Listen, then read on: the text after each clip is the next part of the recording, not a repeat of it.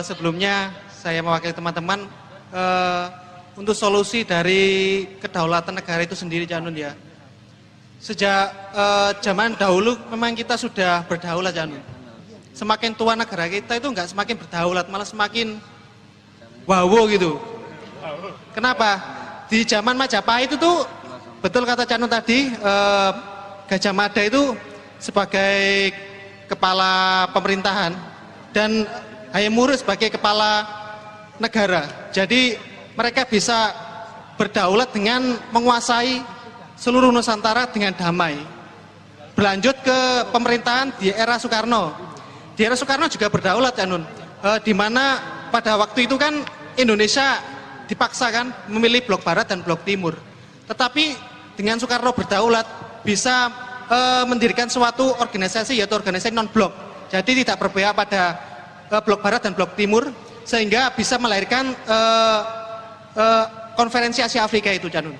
Untuk selanjutnya di masa-masa yang baru itu masa reformasi, Indonesia malah dengan kejadian sepele, yaitu waktu referendum Timor Leste.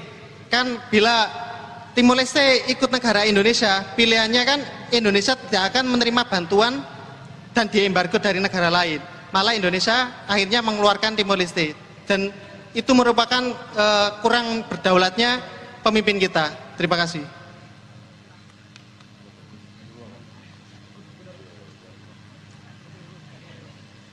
Mas Gugun mau respon, monggo. Oke, terima kasih Mas Cak Nun dan Mas Suko. Merespon kelompok yang ketiga ini menarik. Jadi soal kedaulatan negara ini kita sungguh menjadi bangsa yang tidak berdaulat. 76 rancangan undang-undang kita, Cak Nun, itu didikte, dikonsultani oleh IMF, oleh USAID dan macam-macam. Itu yang konangan 76, yang tidak konangan berapa rancangan undang-undang? 80% rancangan undang-undang kita pasca reformasi itu sangat anti konstitusi. Kita bisa lihat contohnya di undang-undang penanaman modal asing.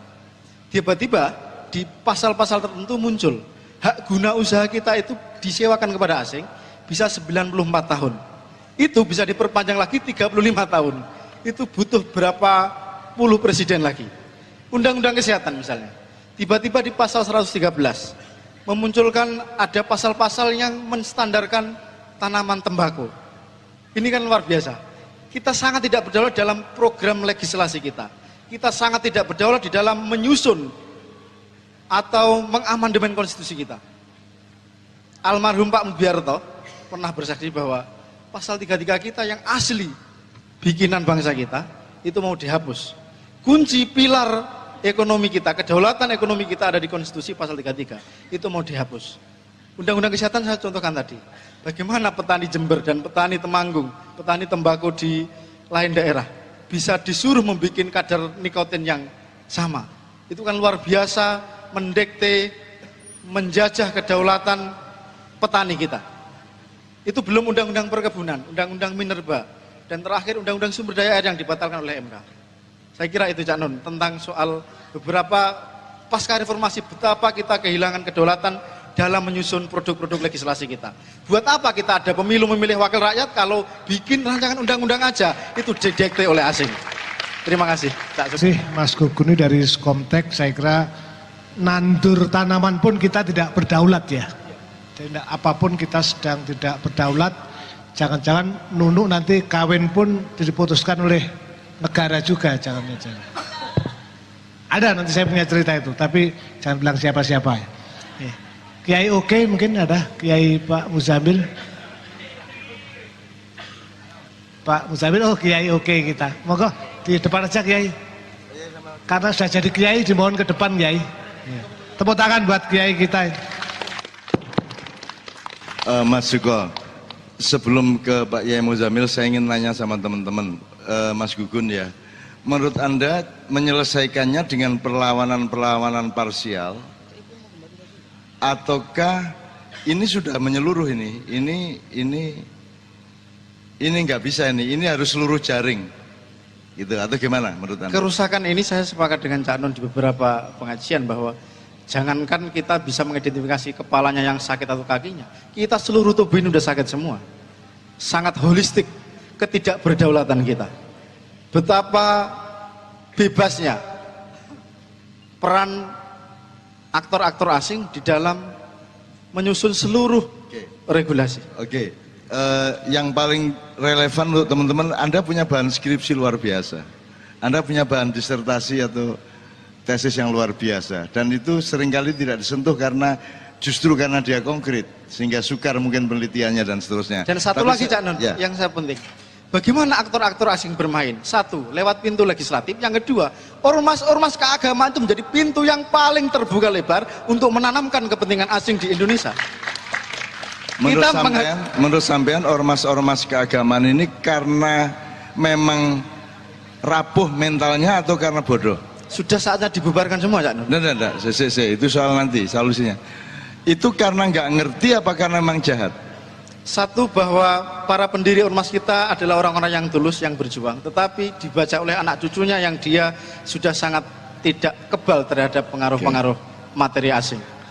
Oke, sekarang kalau ada aturan yang dibikin oleh presiden sekarang tapi ditanggung akibatnya oleh 10 presiden berikutnya, gue piye gue? Karena dari awal kita sudah batal di dalam niat untuk mendirikan NKRI ini. Ini supaya Anda ngerti aja bahwa kita ini kesimpulannya adalah kita tidak berdaulat, kita bukan bangsa merdeka, kita bukan negara merdeka, kan begitu? Iya. De facto, ya? Iya. Ternyata de jure ya enggak. De jure juga enggak, buktinya fakta-fakta konstitusi dan undang-undang justru menunjukkan kita sangat tidak berdaulat.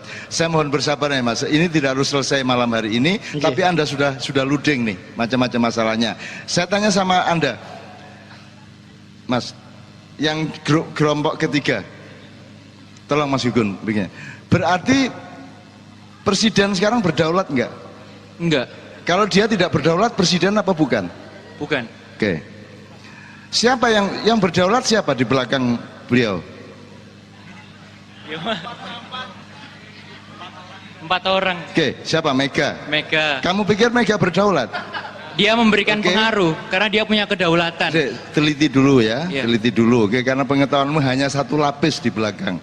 Ini ada 5 lapis. Oke. Kamu pikir Mega berdaulat? Coba ditanyakan kembali. Siapa 4 orang? Luhut. Bukan. Siapa? Surya Paloh. Surya Paloh. Surya Paloh. Kamu pikir dia berdaulat? Oke, jadi teman-teman tolong dicari ya. Enggak, jadi pokoknya ini untuk penelitian kok, supaya kita tahu persis. Yang berdaulat itu yang tanam saham kan jelas tuh. Nah, yang tanam saham di kekuasaan kita sekarang itu siapa saja itu yang didata. Yang sifatnya nasional, yang sifatnya regional maupun internasional. Saham tidak hanya berupa uang, tapi juga berupa teknokrasi politiknya yang membuat pemerintahan yang sekarang. Itu berarti nanti sampai ke Israel, sampai ke Prancis, sampai ke Inggris, sampai ke Freemason, sampai ke Zionisme, sampai ke bermacam-macam hal ya. Tapi yang penting ngerti ini ya. Jadi sekarang tahu medan juangmu teman-teman sekalian, dan jangan pernah putus asa. Tidak ada masalah, kita akan maju terus. Dan makanya orang yang tahan duduk untuk mencari ilmu sampai jam 1 malam, bahkan kalau sampai jam 5 pun kalian tahan duduk, maka saya yakin bahwa Allah memang mentakdirkan Anda untuk menjadi pemimpin-pemimpin yang berdaulat di masa yang akan datang. Sebelum kita akhiri, yang penting sudah luding ya. Kalau kita turutin diskusi benar, kita tidak akan selesai. Mas Gugun, terima kasih. Tolong anak-anak, teman-teman sambung sama beliau, karena beliau punya fakta-fakta banyak sekali. Kon nulis skripsi apa kon ya, nek gak sing ngono-ngono iku sing kok jajal teliti ngono ya. Ada respon barangkali sebelum kita akhiri Bapak? Oh ya, silakan Mas. Ya. Assalamualaikum warahmatullahi wabarakatuh. Saya Khairul Sianto. Saya tertarik dengan desain yang barusan Cak Nun omongkan 2 jam lalu lebih sekian. Desain yang dirancang 700 tahun yang lalu. Sebuah desain, anak ITS bisa membuat desain sebuah robot, yang untuk bisa mengambil bola basket misalkan. Dan ini ada seseorang atau kelompok atau komunitas atau sebuah negara atau sama sekali bukan seseorang atau ini sebuah sistem membuat sebuah desain. Bayangkan saudara-saudara, membuat desain 700 tahun yang lalu dan harus kita laksanakan sekarang. Saya teringat Daniel Pink itu menulis sebuah buku yang dibutuhkan pada zaman ini, saudaraku semua, itu adalah desain. Kedua cerita, ketiga simfoni, keempat permainan, kelima empati, dan yang terakhir adalah makna. Saya rasa lanjutan dari desain yang disampaikan Cak Nun beberapa jam yang lalu, saya belum ingat tepatnya berapa menit, sebuah terobosan yang radikal. Jadi selama ini kita berpikir untuk memusuhi asing, selama ini kita berpikir mencari solusi-solusi yang semuanya itu ternyata sudah ada desainnya, sudah ada polanya, seperti motherboardnya komputer itu semua sudah akan menuju ke sana. Percuma kita bahas di sini seperti ini, percuma. Artinya apa? Kita harus selangkah lebih maju dari desain. Apa itu saudara-saudara kita? Saya teringat lagi-lagi bukunya Daniel Pink. Setelah desain ada apa? Ada cerita. Kalau kita bisa bercerita baik, seperti gubernur barusan tadi yang pamit pulang, dia bercerita baik, itu bisa menggiring fokus seseorang, menggiring cerita, menggiring opini untuk mencitrakan kebaikan maupun sisi sebaliknya. Jadi saya sangat setuju dengan Cak Nun bahwa ya ada artinya kita kumpul di sini, tentu saja ada artinya. Tetapi setelah desain itu akan ada lanjutan, kata Daniel Pink di sebuah bukunya. Era otak kanan akan dimulai dari abad 21. Terima kasih. Assalamualaikum warahmatullahi wabarakatuh. Saya silakan Sabrang aja yang respon, saya nambah dikit. Ini tidak bisa dijawab singkat, tidak bisa direspon singkat tentang pemetaan itu yang memang sangat kompleks dan sangat luas ya. Itu makanya perlunya semangat kolektif untuk mencari data yang sebenar-benarnya. Itu sudah lapisan yang keberapa lagi itu. Dan itu pada disiplin-disiplin ilmu yang memang tidak diajarkan sehari-hari, tidak dimasukkan kepada kurikulum pelajaran kita, sehingga kita juga kesulitan akan mencari ke situ. Tapi itu semua ada datanya, terbuka. Kalau mau kita harus kolektif benar-benar mencari itu. Itu tidak sesederhana itu desain kita apakah mengikuti itu sangat kompleks di dalamnya dan banyak pemainnya. Dan menurut saya kita harus seperti yang katakan Cak Nun tadi, sudah punya bahan luar biasa untuk kita bisa riset secara kolektif untuk menemukan jalur ceritanya itu sebenarnya seperti apa. Satu langkah lebih maju dari desain, syaratnya utama adalah kita tahu desainnya seperti apa. Kita tidak akan bisa satu langkah kalau kita tidak tahu posisinya di mana. Nah, sebelum menunjuk-nunjuk sana kemari gimana menerka-nerka dan segala macam, ayo riset benar-benar, cari tahu benar-benar bukti primer, sumber-sumber primer. Tidak usah berspekulasi yang kemudian dilemparkan ke sosial media yang kemudian jadi polemik nggak penting itu. Kalau benar-benar niat, kita kolektif secara bareng-bareng riset dan kita kumpulkan benar-benar untuk mengetahui titik permasalahannya seperti apa. Dan kita masing-masing punya konfigurasinya di situ. Seharusnya seperti main bal-balan, ono back, ono kiper, ono striker dan segala macam. Kita harus sadar tidak ada satu orang yang bisa melakukan semuanya, tapi dengan kesadaran bersama semua orang bisa melakukan secara bersama-sama. Oke, terakhir Mas, sing disebut desain ini gak kok kayak skenario film pada abad 13 sudah jadi terus dilaksanakan sampai sekarang, gak gitulah. Lho ya kon nandur rawe nek ngarepe omahmu kok jenenge rawe ya engko cukule godhong rawe lak ngono terus cukule ya kembang rawe marung woh rawe. Sapa ndek rawe iki ya mesti ngliwat kono mesti gatel kan gitu. Tidak perlu gatelno wong, cukup nanam pondok pohon rawe. Ngerti maksudnya ya? Jadi yang disebut desain itu sebenarnya awalnya cuma embrional, kemudian berkembang sampai ke revolusi industri. Dia pikir itu Aufklärung, padahal itu kan masa pembodohan. Dia pikir itu masa pencerahan, padahal itu kan itu adalah awal pembodohan massal. Misalnya, terus nanti sampai ke kapitalisme lawan sosialisme, dihapusi kue seolah-olah ada peperangan antara ini lawan ini. Setelah itu sekarang giliran Islam, karena sosialisme sudah pura-pura dihabiskan, kan gitu. Pelakunya semua sama dan seterusnya ya, saya nggak perlu panjang, tapi intinya desain tuh nggak lengkap sejak awal ndak.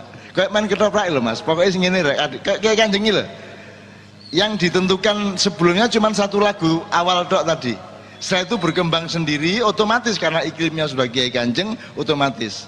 Jadi untuk mendesain undang-undang tadi tidak perlu ditulis 700 tahun yang lalu, otomatis akan begitu perkembangannya. Otomatis pilkadanya akan penuh uang, otomatis gitu loh, ngerti nggak? Wong wis rawe, anjane wis ditanduri rawe kok, mesti gatel kabeh, gitu loh. Jadi desain itu dia bertahap-tahap. Ya paling tidak tahap sebelum penjajahan, sebelum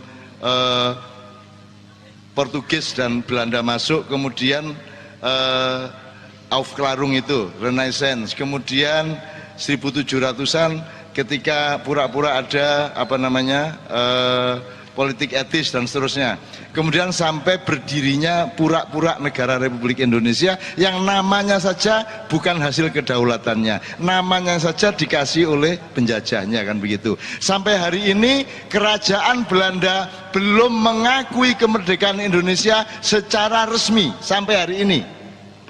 Tolong ditulis ya Pak. Sampai hari ini belum ada surat pengakuan Belanda bahwa Indonesia sudah merdeka. Sampai hari ini belum ada. Sebab itu kalau mengakui dia harus bayar hutang, harus bayar pampasan perang, dan itu mahal untuk penjajahan sekian lama. Jadi sampai hari ini belum ada loh mas. Dan tidak ada persoalan sampai sekarang. Oke ya. Jadi teman-teman sekalian, apa yang akan kita lakukan? Yuk nanti akan ada jalannya sendiri. Setiap era akan menemukan solusinya sendiri. Yang untuk hari ini sederhana, tapi aku berdaulat atas diriku sendiri. Aku tidak ikut desain mereka. Aku tidak ikut pengaruh mereka. Aku tidak bisa diganggu-ganggu otak saya. Otakku adalah otakku sendiri dari Allah. Kalau Anda berdaulat dengan dirimu sendiri, maka semua itu tidak berlaku bagi Anda. Nah, ngono sih. Itu yang kita lakukan pada malam hari ini. Anda sendiri berdaulat atas dirimu. Sebenarnya selesai masalah untuk dirimu, tinggal belum yang untuk Indonesia. Makanya perbanyaklah jumlah orang yang seperti ini. Maka suatu hari kita batalkan semua perjanjian itu mas. Kan begitu. Kita batalkan semua edan iki apa iki? Sopo iki sana tangan ibian. Gitu loh. Nanti akan ada nasionalisasi total. Kan begitu. Tinggal wanita gak? Ngono loh. Sakno nek saiki. Gitu ya, gitu teman sekalian, ngerti maksudnya ya. Yang penting kamu dulu berdaulat. Kalau kamu berpikir itu tidak atas cuci otak apapun, tapi karena kamu benar-benar berpikir seperti itu. Nyuwun sewu lah, ya kayak Maiyah ini loh. Kita tidak terpengaruh kitab kuning, kita tidak terpengaruh apa saja. Kita hanya mengikuti garis Al-Quran. Dan langsung, tidak pakai kitab-kitab. Kitab kita pelajari tidak untuk kita tiru, tapi untuk menjadi wacana dan komparasi-komparasi. Nah, untuk supaya Anda juga orisinal di dalam beragama, di dalam melakukan kehidupan sehari-hari, supaya mengerti bahwa cuci otak itu kadang-kadang tidak buruk, kadang-kadang itu diajarkan secara resmi di masjid, tapi cuci otak. Nah ini Pak Muzamil, contohnya gimana Pak Muzamil? Yai, monggo. Baik, terima kasih.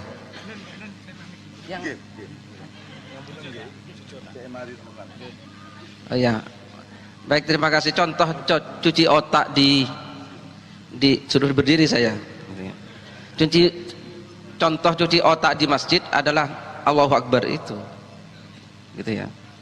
Jadi siapapun yang sholat mestinya mandiri, mestinya berdaulat. Karena kalau Anda bilang Allahu Akbar, tapi Anda masih tergantung kepada selain Allah, mengakui ada siapapun yang bisa mengatur hidup Anda, mendikte Anda, apakah itu manusia, apakah apa, berarti Anda belum Allahu Akbar.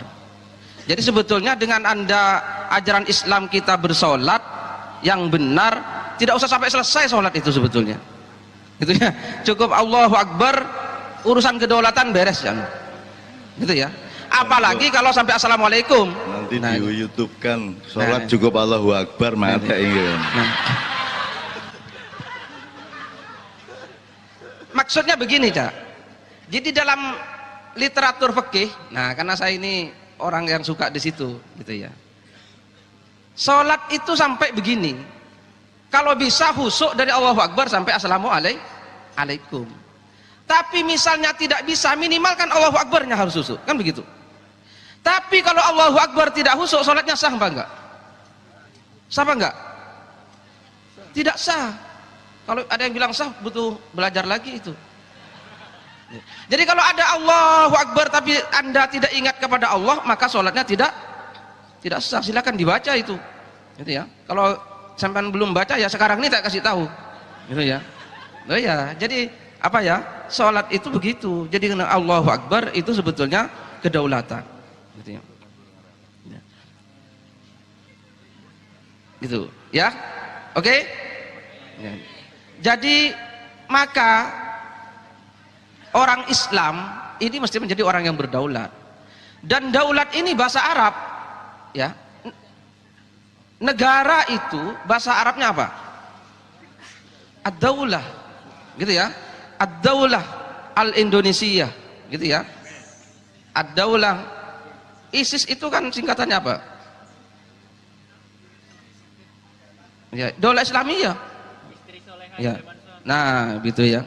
Jadi bahasa Arabnya kedaulatan itu bahasa Arab, dan negara itu bahasa Arabnya daulah. Maka ketika negara tidak menjadi sebuah kedaulatan bersama bagi rakyatnya, berarti negara itu sudah tidak sah sebagai sebuah negara. Gitu ya. Kenapa?